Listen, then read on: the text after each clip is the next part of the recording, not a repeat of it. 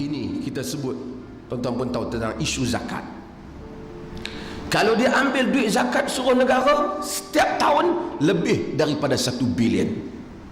Mungkin campur Selangor dan wilayah persekutuan saja, mungkin dah hampir 700 juta setiap tahun. Kalau betul zakat itu digunakan seperti yang disebut, tentulah semua orang Islam akan dapat keluar daripada keadaan kemiskinan. Jika peruntukan mu'allaf seperti mana yang kita kendaki, seperti mana yang agama kendaki.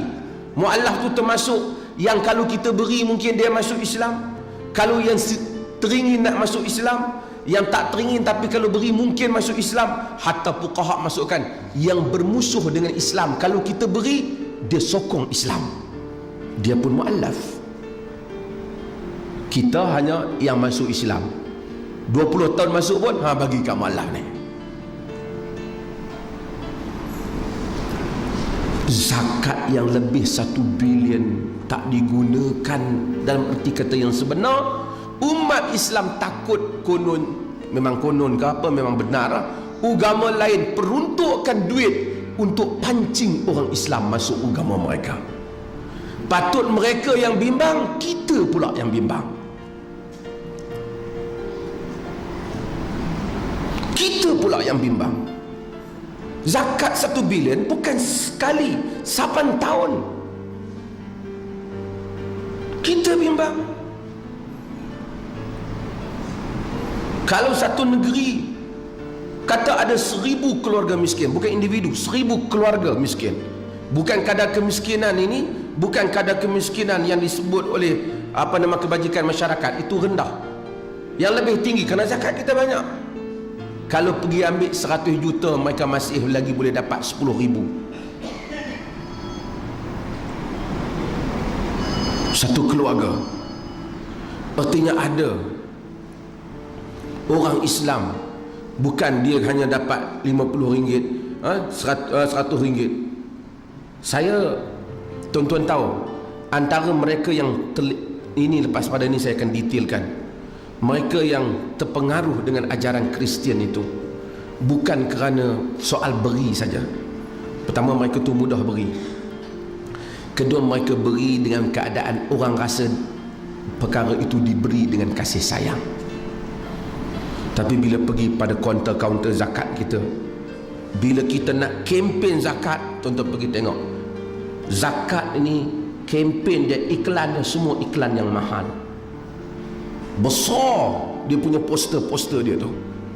Kalau nak kutip, kalau tuan-tuan bagi zakat banyak, ada majlis orang besar turun ambil cek tuan-tuan.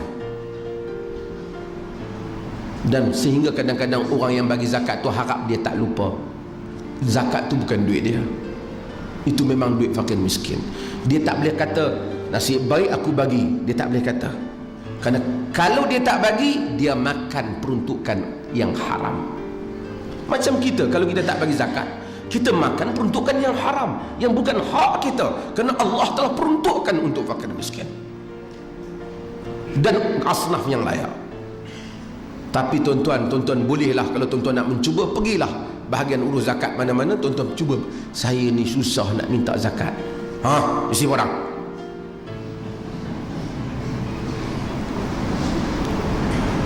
Tak ada dah, ini dah habis hujung tahun dah.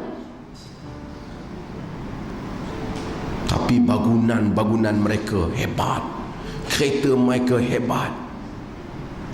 Zakat bukan untuk buat bangunan, untuk mengeluarkan orang Islam. Saya bukan kata pusat urus zakat tak ada sumbangan kebaikan, ada.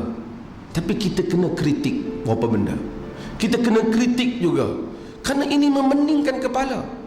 Tuan-tuan buka dalam TV, ada program Bersamamu. Setiap minggu dia orang boleh tunjuk muka yang lain yang miskin. Orang kaya di hujung dunia, bahagian urus zakat boleh jumpa supaya bayar. Takkan orang miskin yang nak robah rumah tak boleh jumpa? Maka kita tak menjadi umat contoh. Wa kadzalika ja'alnakum ummatan wasata litakunu syuhada'a 'alan nas. Demikian kami menjadikan kamu umat wasat, umat pertengahan, supaya kamu menjadi saksi kepada sekalian manusia. Hadirin yang hadirat yang dirahmati Allah, ini adalah masalah kita. Allah akan tanya di atas zakat kita, di atas dakwah kita. Kita tak dakwah pada orang Islam, tak dakwah pada saudara kita. Bahkan badan-badan yang dinamakan otoriti agama ni, dia pantau pendakwah Islam lebih daripada pantau orang buat salah.